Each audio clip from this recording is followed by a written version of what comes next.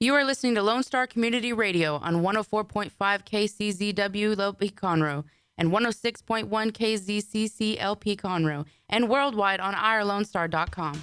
Good afternoon. Welcome to the Extension Hour. I'm Amy Ressler, County Extension Agent for Family and Community Health here in Montgomery County. And this is the Extension Hour where we talk about Texas A&M AgriLife Extension Service, all about our people, our programs, our partnerships. And we've kind of started I would call it now a series of radio shows or sessions that we've done, all related to this work group that we have that's called Coming Together for Racial Understanding. And so this is a group within Extension. We're working on trying to address those kinds of things that sort of focus around race and race relationships. We have a diverse employee workforce, but more than that, we work for a diverse state. So we serve all of the state of Texas, and as you know, Texas is very diverse. So part of what we want to do in our mission in Extension is Texas A&M AgriLife Extension Service works daily to make Texas better by providing innovative solutions at the intersection of agricultural, natural resources, youth, and health, and thereby improving the well-being of individuals, families, businesses, and communities through education and service. And that is literally the mission statement that we have. And our vision statement is that Texas A&M AgriLife Extension Service will be the leader in providing science-based information and solutions in agriculture and health to every Texan. And so that, every Texan. And as I just mentioned, Texas is diverse. So we have been discussing with the Coming Together for Racial Understanding group different types of topics. We had one session where we talked about flip the script, and then we had another session where we compared dialogue and debate, and particularly around race conversations. And so we wanted to take that a little bit further, just one step further this time, and talk a little bit about case studies. But before we get into that, I want to introduce who I have with me today. So Dawn Burton has been with us in some of the previous shows. She wasn't available to be here today, so we've replaced her, although she's irreplaceable. Today, our guest is Mario Villarino. Did I say that right, Mario? Yes, you did. Yes, all right. Better than most. Yes. and I should say Dr. Mario Villarino. Super Mario. Yes. Yes. Mario for you guys. And then we also have Dr. Sonja Davis, who has been with us. Sonja, you want to say hello? Hello, everyone. It's good to have you back. Thank you. Then we also have Dr. Craig Rotter. Always good to be with you, Amy. Love your program and love that we get a chance to chat every now and then. Yeah, and it's great to have you. This is like a gathering of the doctors. Like all three of you have doctorate degrees. So I can't wait to be in those ranks. Soon enough. All right. Almost. Yeah, getting close. It's taken a while, but I'll get there. I will get there. All right. So what we had talked about, so the Coming Together for Racial Understanding group, one of the things that we do, we're prepared to host community conversations. So that idea of dialogue we could do in communities for communities who want to address that. So we have a training that we all went through that helped prepare us to do that. And so we just kind of wanted to share a little bit of that with the case studies today. So just leading up to the way we would start one of the community conversations that we would have, we would do a little bit of group work, and then we would ask people to think about an item that they might bring with them to the next meeting that would tell about their racial and ethnic background. So it could be like any kind of item, a drawing, an object, a poem, food, music, just whatever, something that kind of represents your racial identity or your ethnic background. And so I've asked the guest today to share a little bit about that, just to warm us up. And so, Sonja, I see you on the screen. Let's start with you. Okay, so I'm going to turn my camera around. So I have a wall piece there, and this was hand quilted for me when I graduated in 2011 with my doctorate degree, and it was from my former county director. Her name was Dr. Linda Willis. So she hand stitched this for me, and she titled it, "You Carried Your Load." And it represents to me these three ladies it represents one represents me, and one represents those who came before me, and the other one is those who would come after me. So it was a lot of hard work in any type of education, as anyone knows, but I felt like this really represents the hard work that it takes to achieve any goal that you set your mind to. It's beautiful. So is there anything else that you want to share about your background? You often talk about being an Arkansan. You apologize for speaking Arkansan sometimes. Well, I think it's just, I'm really grateful for my roots. And, I think it's like I'm always on guard about what am I going to say? How is it going to come out? Because I have to catch myself sometimes. And my coworkers, if I'm really excited about something or really anxious and it comes out and they're like, what did you say? And I have to just slow it down, say it slowly. And I get excited. I really enjoy meeting new people and having conversations. And I feel like I'm the type of person that can speak openly to anyone of any race. And even in conversations with our coworkers, are like, oh, I'm not ready to do that. I'm not ready to do that. But at some point, you have to ask yourself, when will you be ready? We don't live in communities that are only African American or Hispanic. Our communities are really evolving and they're diverse. And we have to be open to having those conversations and looking within. If you're not comfortable having that conversation, getting educated and sometimes placing yourself in uncomfortable positions so that you are, eventually become prepared or comfortable. Yeah. And one of the things that I've always appreciated about you, Dr. Davis, you're very open, you're honest and forthcoming. And if you need to say something, you'll say, okay, now. My stance, I told you last time, I cross my arms and sit back and tilt my head a little. And it's not that I'm just trying to process it. And there's that angry Black woman complex. Mm-hmm. I try real hard not to let her come through. So I have to watch how I say and what I say, mm-hmm. because it's a big stigma for African American women. And it's not out of angry. Sometimes it's excitement, but it comes out in a way that could be intimidating to some people. Yeah, for sure. We could definitely have a conversation, and maybe we do that in one of the future shows about kind of like stereotypes and how we interpret actions and speech patterns of other people, and we make assumptions. But that's for another show. We're going to move on to Dr. Rotter. Let's hear from you. Show us your picture. All right. Well, I'm from a little town south of San Antonio called Poth, P-O-T-H, in Wilson County, which is German, Polish, Czech, and Latinx, and by history. But most people recognize this town as San Antonio, and you recognize the river. And I show this one because my siblings and I were all born there, but our family came from Prussia. Poland didn't even exist back then. And that river, most people think of the San Antonio River as a tourist site, but for us, the river was a way of life, in that it runs through properties acquired over the years by our family, and the farming and agricultural aspects of utilizing the San Antonio River downstream from San Antonio. And we were brought here as a family by a Polish priest. One Polish priest in particular. And, we would be identified in today's time as immigrant, as marginalized, as peasants, poor, and coming to the United States and to Texas, which was a newly formed state at the time. And so we have a very humble background in Atascosa, Karnes, and Wilson counties, where our family spread out. Again, stereotype that Polish families may have a large number of children, and in earlier generations, that was most definitely not just a stereotype, but true. And so we hold tight to our roots and hold tight to that the legacy of being rural and being very agriculturally minded. All right, thanks for sharing.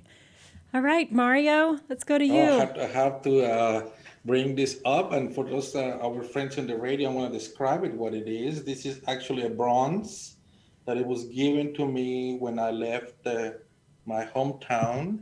And it's actually a description or a figure related to the dance of the deer that is actually the emblem and the symbol of my home state, the state of Sonora in Mexico. I was born and raised in Mexico until I came to the United States about 26 years ago. But this is it's a very significant dance that occurs and actually described in Mexico as a survivorship dance. The native population in this particular state survives in very adverse environmental conditions. The Yaqui tribes and the Mayo tribes are known to be one of the toughest persons to live on these conditions. Very little rain, very little human contact. And this particular dance describes the pain of the animal as he's been hunted down by a bow and an arrow. And it's one example of resilience and nimbleness that is actually brought into the States regardless of the conditions, that you have to be optimistic and you have to stay strong. So I love to be with you guys and talking about these issues. It's one of those things that being Hispanic and white Hispanic is extremely important for us in Texas to remember that, just like Dr. Davis mentioned, that we are a multicultural state. And to serve us well, we have to recognize that. One of those things that Dr. Rotter always emphasized, that we had to name it, that it's critical that we stay on point and we remain objectives on that. Yeah. And is there anything else you want to share about your background? Interesting background, a son of a French and Italian immigrant, Sicilian, strong, opinionated people, survival all the way, immigrant in my own hometown, immigrant in the United States, just trying to make it through and describe our experiences through life. I became with a Fulbright scholarship when I was finishing the vet school. So my first training is in veterinary medicine. And if you understand the component of service that in Latin America becomes to be a veterinarian, it's a service job. We provide health to animals and humans through that role. Then I was blessed to be in a Fulbright scholarship to work with trade issues between the United States and Texas. I came to Texas A&M with a cattle fever tick program. I worked with my PhD in microbiology and molecular genetics, and that really allowed me to understand from the biological standpoint the similarities between entities and what it really means, the core behind what you see from the biological standpoint. And after that, I came into extension and worked serving the communities here in the northeast part of Texas. I'm in Hopkins County, where the dairy capital of the state used to be. Yeah. Thank you for sharing. Okay. And so this conversation that we've just had, just learning a little bit about each of you and your background, when we talk about having conversation and having dialogue and flipping the script, all of those kinds of things, we can make certain assumptions about people just by looking at them, by the first few things, the conversations that we have with them. But if we go a little bit further and ask them about, be open, ask them questions, we learn so much more about each other. And often when we're talking about, backgrounds and racism, so often we think black and white, like literally black and white, but then also, various shades of brown. And, but the challenges of racism are just much more complex than that. So when we learn more about where we come from and we look at backgrounds and how it affects the way we relate to each other and to the community, that really helps us learn more about the nature of racism and where it exists, why it exists. And sometimes, we don't even maybe recognize it right away as racism. And I'm probably saying this more as a white person. I don't often, sometimes it has to be called to my attention before I go, that, I hadn't thought about that way before. But as I have conversations with people, it helps me see things differently. So if we help work together, we can, improve our communities and, improve ourselves as well. So thank you again for sharing all that. So I mentioned what we want to do today is we're going to talk about some case studies, because we can talk all day about, let's dialogue instead of debate. And instead of saying this, maybe you should say that. But when you get into some real life situations, sometimes it's more difficult to do that, to think on your feet or to see something from another perspective. So we have this list of case studies that we would share in one of those community conversations that we might have. And so I've asked each of you to kind of pick out one or two that really speak to you. And we can just kind of talk about that in terms of how and why it speaks to you. And then the others in this conversation, the four of us, will talk about kind of how we would react to that and how we might see things differently, and how what you share helps us understand better. So does anybody want to start? I will start. Okay. I picked the number one here in our guide and our training, and I'm going to read it and kind of set it up for everybody. A Latina speaks English with an accent. She feels that her coworkers don't take her seriously. So you're not a And Latina.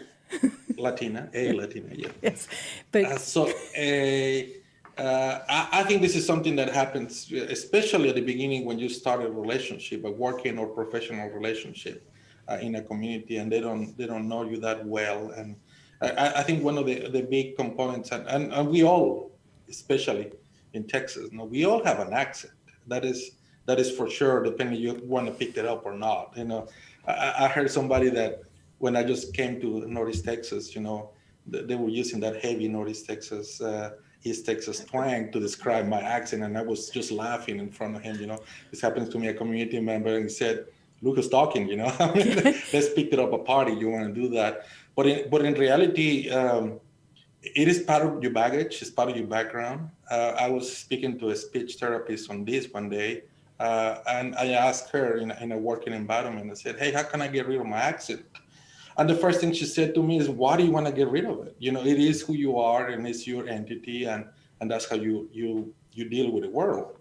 So one of the few things that my opinion is, and that's what I do often, is to let people get to know me and see through that first impression. And when we have a chance and we allow ourselves to dialogue and introduce ourselves and explain who we are, that delicacy, that intricacy of your the way you talk it becomes insignificant.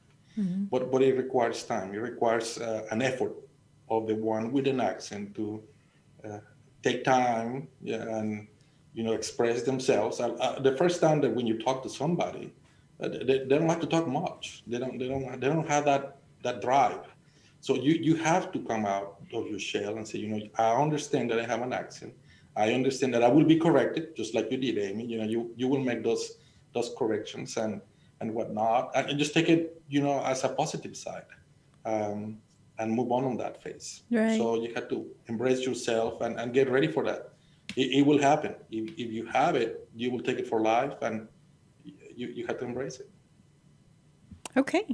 And so I think an interesting part of that too is she feels like her coworkers don't take her seriously. Or I think another thing that happens sometimes is we think that maybe just because someone has an accent or they don't sound like we do, that maybe they're not very intelligent. But what did you just say your doctorate degree is in? Yeah, I have 2 doctorate degrees, but I've been a doctor since I was 26, and I can put together anything you want me to. But in reality, is that if you mean business and you're serious about, and this is for anybody out there in the professional environment that might deal with this in companies and whatnot, I think it's critical that you pose yourself and you show you say you're serious about your business. All right, thank you for sharing, Mario. Yeah. All right, Craig, Sonja, do you have one that you want to, or do you have anything that you want to add to what Mario just shared? I had a thought, but I lost it. Mario, I wanted to ask, did you want to change your accent for others or for yourself? In reality, when you are, coming in, I think you're trying to mimic, what your environment is, and you're trying to be less obtrusive and less different. And I understood that, the accent that I have, it was one of the few different they can pick up and develop on myself. So my first impression was just to make it sound more like a local that way of talking, I'm not really trying to change what I was going to say or who I'm going to be directing. It's just to make it more fluent in my everyday transaction. And today, after being in Northeast Texas, like I said, my community knows me well, and we overcame that step.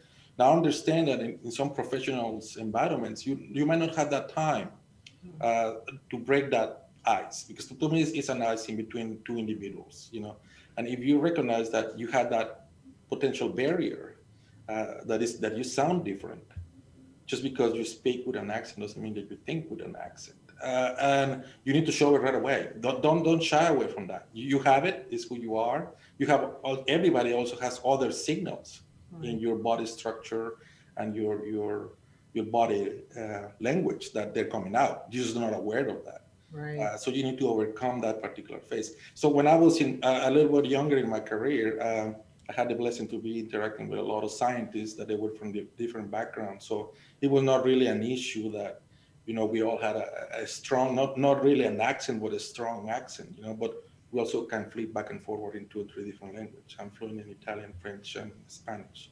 I could do the same thing at the same time and interact with somebody on that. How many people can do that? Well, Right. one of the consequences of that is that you will draw through an accent on it. And I embrace it. I know it is there. I allow myself to be listened to by somebody and people and talk. And this is the main thing. If you allow people to listen to you for a while, they will get used to your accent and they will overcome that challenge. And it's one of those things that I would like to recommend anybody out there. Just talk and let people get familiar with you and familiar with the way you talk. And in that way, it will not be an issue. They already know who you are and what your main purpose is.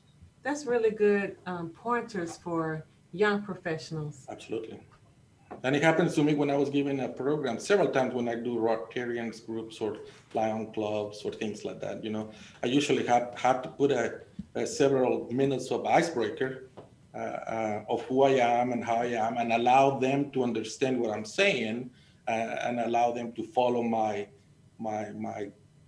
protocols and my dialogue, so they get familiar before I get to the nitty gritty of the talk. That can be something very technical and very important. Okay, Well, so Amy, I guys, will go next if you like. well, actually, yes, I want you to go next, but we need to take a little bit of a break, and then we'll be right back after this. This is the Extension Hour, where we talk about our people, our programs, our partnerships, but we're going to take just a short, quick little break, and we'll be right back. Lone Star Community Radio is looking for those who are interested in hosting their own talk show, with monthly and weekly slots available in Conroe's FM 104.5, 106.1, and on irlonestar.com. Start your own podcast, create your first YouTube channel, and be on TV. Contact Lone Star Community Radio online at irlonestar.com or call the station message line at 936-647-3776 to take your first step into the radio world. Don't forget to download the Lone Star Community Radio app for your Google Play or Apple Store. Bring Montgomery County's community radio with you anywhere with your smartphone or tablet. If you are in the Conroe area, tune in on FM. That is Conroe's FM 104.5, 106.1. What can the Better Living for Texans program do for you? You can learn how to increase your consumption of fruits and vegetables, choose foods that are relatively inexpensive and good to eat, make your food dollars last longer, prepare quick, nutritious meals, help your children learn how to eat healthier snacks, and much more. Our program is committed to helping people like you improve your health through providing research-based nutrition education in a friendly, cost-free, and relaxed environment. We are Texas A&M AgriLife Extension, helping Texans make their lives better. And welcome back to the Extension Hour. Again, I'm Amy Ressler, County Extension Agent for Family and Community Health. And I've got with me some of the Coming Together for Racial Understanding work group members that are part of Extension. So I've got Dr. Sonja Davis, I've got Dr. Mario Villarino, and you know what? So that's another thing, like saying names wrong. And I am so sorry that I stumble over it every time. Like I really want to say it just right. And then it's like something like I'm trying to say it right, and then it just doesn't come out right. And then we also have Dr. Craig Rotter with us too. So Mario was just sharing with us a little bit about one of the case studies.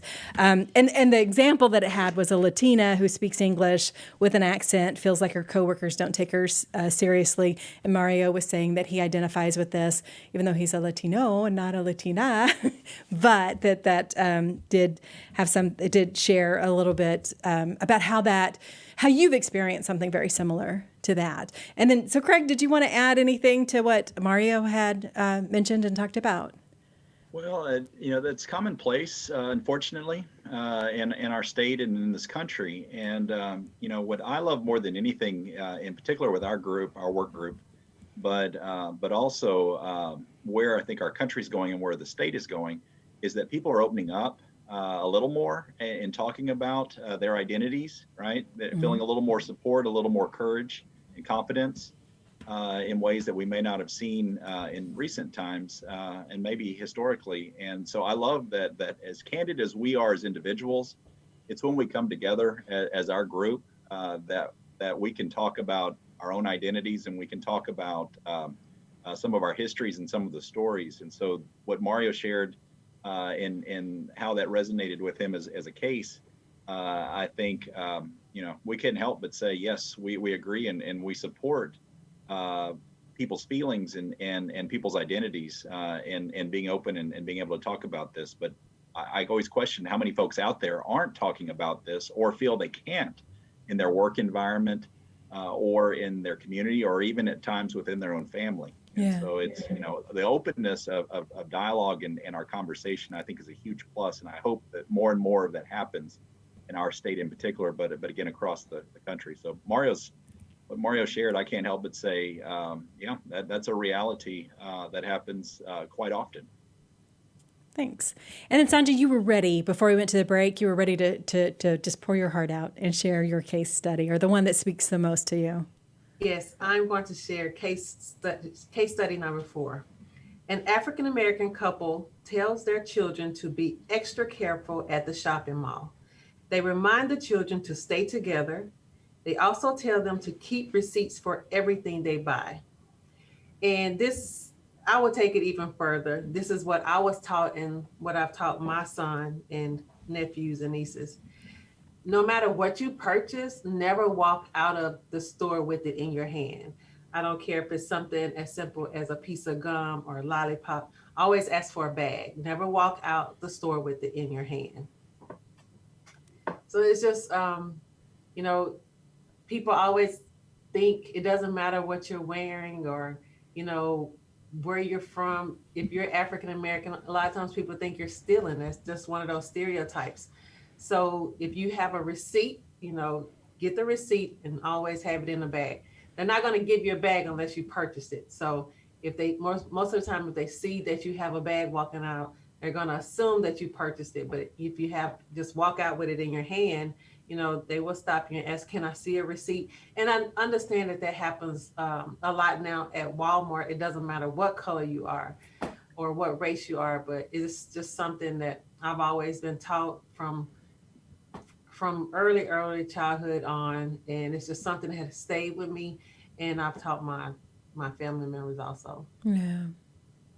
And I can think of a couple of stories that I've heard just, in the news. It's been a couple of years ago, but like Oprah Winfrey, like one of the most wealthy women in the world, was shopping in a store looking at handbags, and somebody didn't recognize her and kind of targeted her and watched her really closely to see what she was doing, not realizing who she was, but besides the point of who she was, just the idea that she was stereotyped because of the color of her skin. And then the other story that I think of is Amanda Gorman, who was the poet laureate for the inauguration. So she became almost instantly an American icon, recognizable in a lot of circles. And then she was trying to get into her apartment, and she was asked, do you really live here? She was questioned trying to get into the gate of her apartment complex. So, you go from an American icon to a target in a matter of minutes. Yeah. So anything else that you want to share about that, or Mario, Craig, anything that you want to add to? Or is this a concern, as a Hispanic male and a white male and a white female, is this something that you've ever considered or even had a second thought about? I think in my case, it's just common sense, and it's not necessarily, because any particular race. It's just that you have to assume. I even talk to my kids that way, You bring in something that can potentially is yours, and you bring it inside of a store or any place else, be mindful because it's yours, but the crime, personnel and say, I think that you just took it and walk away with it. It is one of those things that occurs in any kind of community, and shoplifting is a problem, and it is an issue. So that you need to prepare your kids and your members on that particular subject. And I think what you did was excellent. You let them know how to handle that situation, so you're not necessarily affected by the profile of your kids. And Sonja, you asked directly the question, has this been an issue or a consideration for me? And I think we all know the answer is no, and probably not, because again, the notion that racism and our racist history in our country and in our state still exists today. I mean, that history is still being created, and that is very unlikely to happen to me walking around in a store. Somebody with a darker skin tone or dressed differently, or anything that is not normal by who decides what's normal or usual or in the majority, that it's more likely to happen to. So my answer is no. I'm not. At the same time, in being an ally and recognizing when these things happen in a store, addressing it, right? Not being a bystander, and I very quickly share an example of 3 people in front of me at a store I didn't frequent being asked to show ID when they paid by credit card. And all 3 were African-American customers. And then there was me. And so when I got up to the counter, I noticed that. And I waited and was thinking, okay, they're going to ask me for my ID. And it wasn't coming, and no one was asking. So I flat asked, well, would you like to see my ID too? You asked the people in front of me for theirs. And the person said, oh, no, you come in here all the time. Well, I didn't know that employee, and I did not come in there all of the time. So I said, that's very funny that you asked them for theirs, but you're not asking me for mine. I said, to be fair, I think you ought to be asking everyone for theirs and possibly not targeting somebody. And so they kind of looked at me funny, but speaking up, again, as an ally, you're not a hero in that situation, but you may provide an opportunity for that to happen lesser with one individual causing that to happen or raising their awareness. And again, it's sad that our history is what it is, but at the same time, we are creating that history now while we're alive. And so that's something to consider if you've not thought about these things before, in supporting people who do have to think about these things more often than not, and probably every day. Right. And what you just described, Craig, too, is kind of going back to the show that we had before where we talked about dialogue instead of debate. So depending on how you approach that type of situation where you bring it to their attention, using it as a dialogue as opposed to a debate, because what we mentioned in that show before is how debate just kind of automatically puts people on the defensive. And so, you kind of if you call out acts of racism that you see other people potentially, even a white person who sees another white person with an act of racism, not that other person necessarily even was aware that what they were doing was potentially an act of racism, because that's not really how, their brain has worked. It's just, this is the way we always do things. This is the way things are for me. And in my white world, this is not something that I think about twice, but helping bring that to light so that we can consider, why do I do that? What is it about that situation that causes me? And do I even have to do that? And can I learn more about other people and their experience so that I can not be racist? Right. Anything else that you want to add to that, Sonja, now that we've had Well, I added? was just thinking maybe whoever whoever helped create that day, maybe they went back to management and asked, well, what is the policy? Do we check everyone's? Do we just only check a certain group?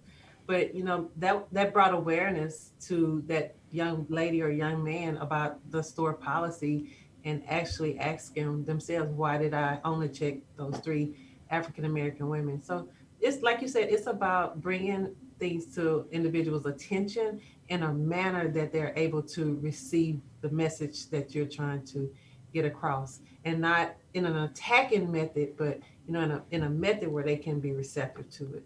Right. And it's one thing, too, to talk about when we mentioned some of the things that, the things, so when we first started out and the things that you guys shared that represented you, so they were all art pieces, so different types of art, right? So there was, Mario had a sculpture statue, Craig had paintings, Sonja had very beautiful quilt square that was very artistic. So, there's a commonality there between all 3 of you and the things that, one of the things that you showed to represent who you are and your identity. So there's that commonality that we could focus on, things that are similar as opposed to all of our differences. So we'll move on to another case study. Craig, is there one that you would like to share? Yeah, and I find it funny and not funny. I don't use the word funny as laughable, but I find it odd that that when we are doing diversity education work, but yet there's truth in it, right? That you see the cases, and there's not a case where a white person is a victim, right? And you don't see a place where the white person is lesser, often in the cases, but usually the perpetrator. Or you assume that the person that's the perpetrator is white. And again, you think about it from a system in our history, that ought to be telling us something about our history. And again, how are we perpetuating that, or how are we going to change that in our lifetime, especially once we're adults, but focusing and working with youth. And so I bring that up because the case that I want to share, give me just a second, is one again where specifically a white couple is named, and they're walking. They just went and saw a late movie, and you can picture this in any town, even a small town. But they see a group of young black men, and it's interesting that the wording is coming toward them, and as opposed to walking up or coming by. So they're coming toward them. So the language is a little bit fiery, and again, with good reason, because this is likely a truth in a lot of places, and again, stereotypical at the same time. But the couple, when the group of young black men are coming toward them, the couple crosses the street. And again, this is something that I've witnessed personally, and we've seen. In particular, perhaps it's a woman walking by herself, and maybe it's even one individual that has darker skin tone, but likely in American culture, a black gentleman, and the woman crosses the street out of fear or out of stereotyping or out of an experience that she's aware of, whether it was hers or not, possibly in the media or on television. And so it's interesting to see that when we bring up these cases, me as a white person or anyone that's white, looking at this and saying, I can see how this would happen. And then asking themselves, what are your own feelings or your own history in your own family or in your community where this can happen? And how do we move our actions, our behaviors, our attitudes, right?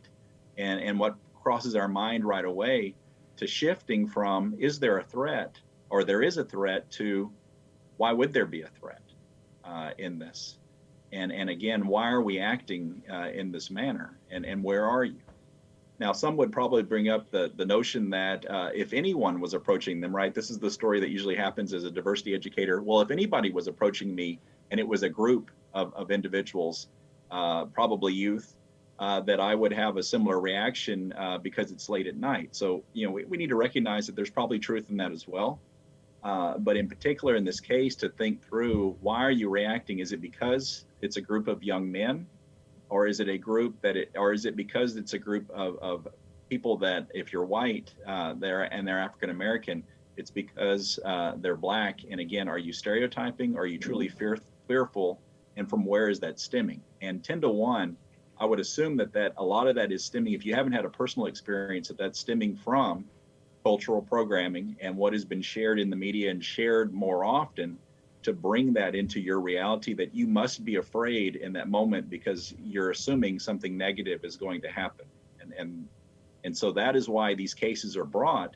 It's not to demonize white people necessarily or at all, but it's to share and to get a perception and a perspective that may shift in terms of what the realities are of the person that's not white, right? And how our existence continues to perpetuate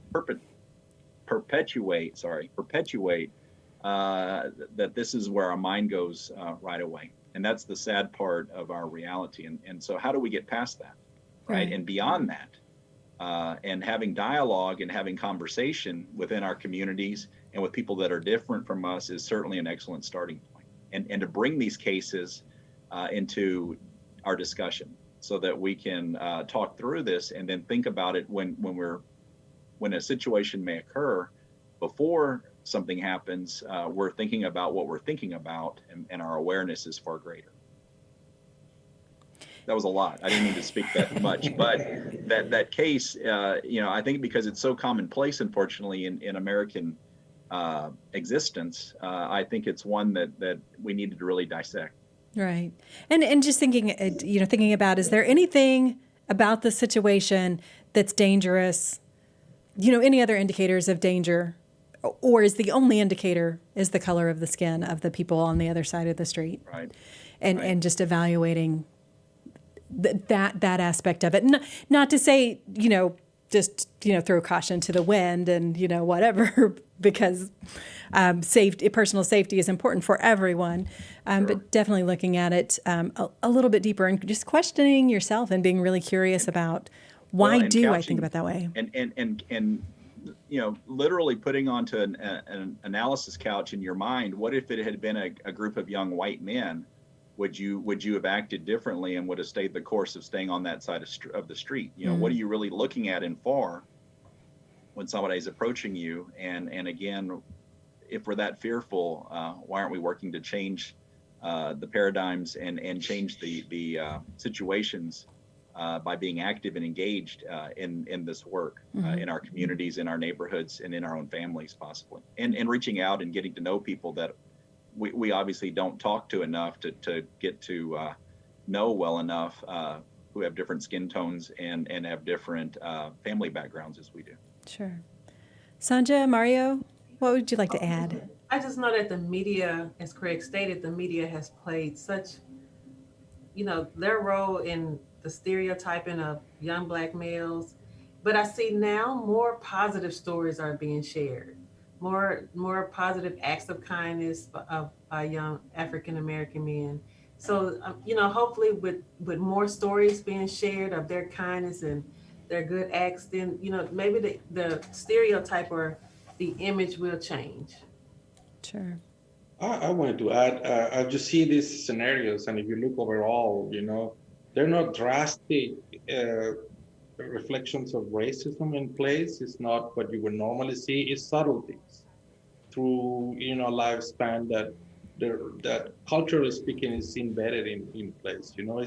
It's innuendos in the whole play of society. It's not one opportunity radical. There's going to be hopefully a violent event. It's just small steps here and there that the community and the members that have been affected by it continue to overload and say, why are they looking funny when I talk? Why don't spend the time listening to what I had to say instead of just getting caught up in my accent, or why did they walk away from me when I'm trying to be just friendly, And those are the challenge with these type of topics, that it's a cumulative effect of multiple small things that build up. Right. And I think what you've just mentioned, Mario, is a good segue into a future show that we might do to talk about levels of racism. So sometimes we have this idea that racism looks like this, and it's bad people who are unkind and have evil motives. But most people are not bad people, and they're not evil, and they don't mean to be racist. There's a lot of systemic racism that happens, and it's implicit bias that we have and that we utilize in our lives. And so we don't have time to get into that at this point in this show, but that is something that I think that we could talk about, in the future, in one of the future shows, just to maybe talk a little bit more about, what racism doesn't just look like this. And as you mentioned, these case scenarios, maybe it's racism, maybe it's not. And just kind of talking through that, but being open to the idea that maybe there are some racist influences that cause people to feel certain ways in these situations is worth exploring and talking about. And that's kind of why we're talking about it now.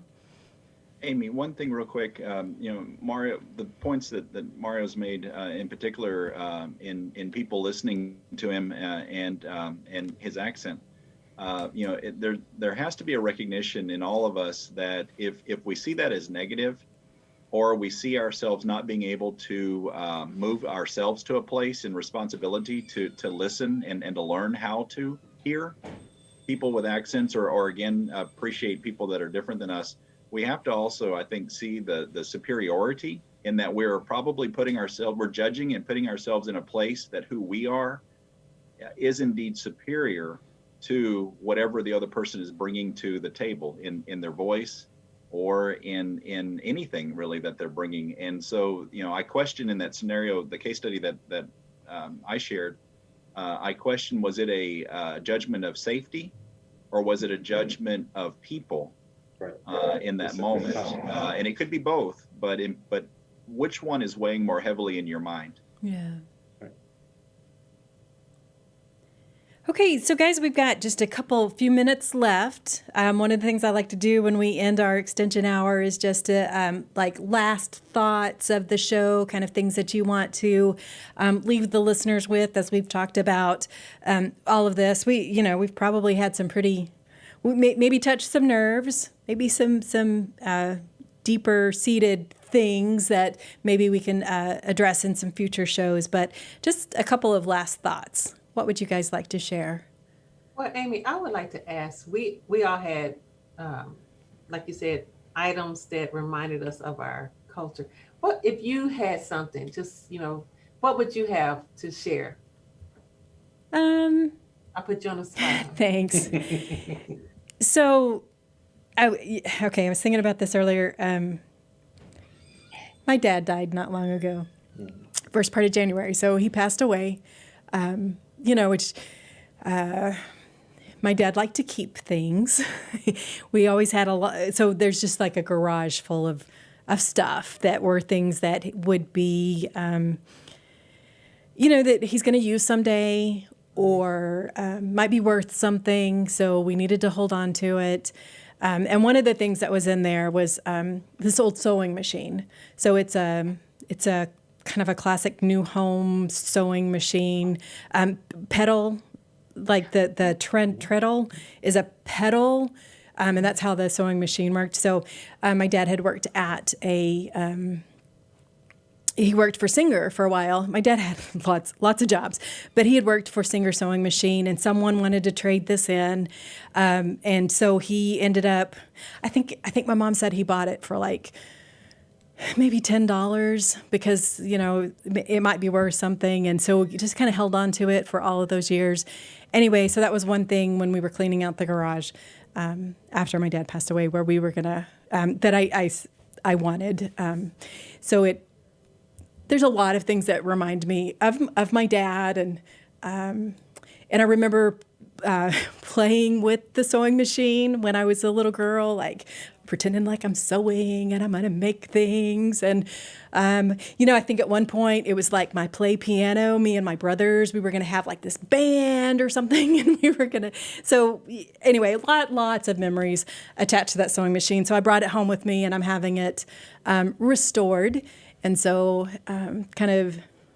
deep philosophical analogies that I have with it. Just it's one of those things that represent my childhood in a lot of different ways, and then just the importance of restoring ourselves as human beings, and we learn more things. And we've been talking a lot about race and racism, and just the things that I've learned as I've grown up. So I grew up in Lubbock, Texas, and there probably, I can look back at some memories that I have that I probably learned some racism as I grew up, not knowing that it was wrong, and not knowing that anything that my family did was, the things that I heard and those ideas that get perpetuated. But when you know better, you do better.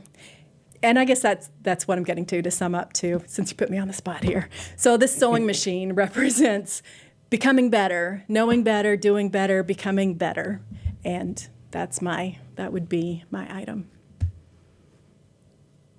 Thank you.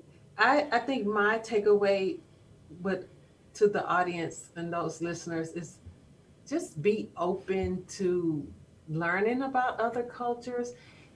And if you never start the conversation, you can never have the conversation. So don't be afraid of having the difficult conversation.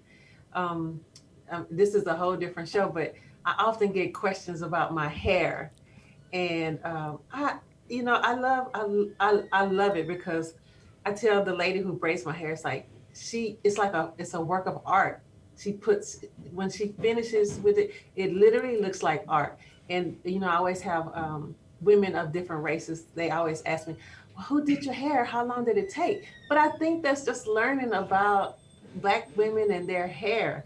And I'm always open to the conversation. So just, start the conversation somewhere. And Amy's behind you. Thanks. And if you look at that point, the more that you talk about yourself, the more you're going to share similarities with other people that you were not aware of.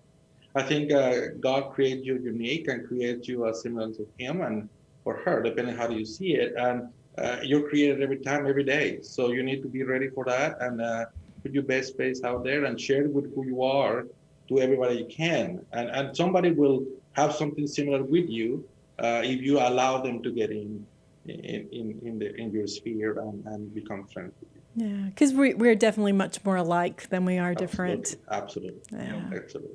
And I'll add, thinking through, Sonja, you made me think of a lot of the students I've worked with over the years, and again, people wanting to touch their hair, and it's not just Black women; it's also Black men. That especially as people are growing their hair out naturally and wearing it bigger and fuller in today's time as a marker of individualism and solidarity. But for me, it's I'm thinking right now, something that's really been on my mind a lot this week are these large number of immigrants that are coming into the state. A whole nother topic, right? Not necessarily a different topic, but a whole nother topic. But I think any day that we could ask ourselves, what if that was me? That ought to be telling us, because it's not us, that we have privilege. And in that, with skin tone and with history and with how our parents and grandparents and great-great-great-grandparents may have been treated, or good and bad, that there's privilege in our existence today. If we can say, what if that was us, and people were looking and saying those things about me, or treating me that way, or looking at me as if I'm not human. And I think when we put it on that scale of our own behaviors, whether we see ourselves as having racist tendencies or not, from a human standpoint, I think we can weigh it larger and say, I want to change my behavior, or I want to change my view, because the way I'm thinking is not going along with my spiritual and religious belief. It's probably not going with the environment in which I work in the office.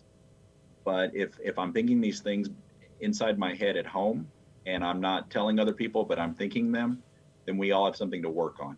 And again, at the end of the day, when our lives are over, what do you want to look back on and say how you treated people, and how wide was your network of people beyond people that were just like you. And so there's so many ways to see this. But for me, looking at the number of people that are crossing the river and the storylines in the media today, and now we're saying, well, that didn't happen in a previous administration, but it's happening now. These are people, period. And we need to think about what privilege we have in that it's not us crossing that river, but we have many rivers to cross, right? If we're going to make a better United States and a better Texas, where we would be very proud of how we respect and treat people in our state and move our history forward in a way that it's not necessarily always been or wasn't necessarily even an hour ago. Yeah. Thank you, Craig. Yep. Like I said, we could get really deep into some conversations, but we're running out of time. So we're going to say goodbye for today, but we'll be back with our Coming Together for Racial Understanding group because we have more conversations to have. But this is the Extension Hour right here on Lone Star Radio 104.5 and 106.1 worldwide on irlonestar.com and podcast. So, this show is being recorded for posterity, and it is something that we can share with others who might be interested in learning. So whenever you're ready to learn more about it, there is we're here to help, and we will be back in future shows. But thank you so much for joining us today, Craig, Mario, Sonja. Thank you. Great conversation. Looking forward to seeing you guys in person soon. All right. Yes, for sure. Thanks, Amy. Thanks, guys. Thanks, Amy, Take so care. much. Bye-bye. Thank you.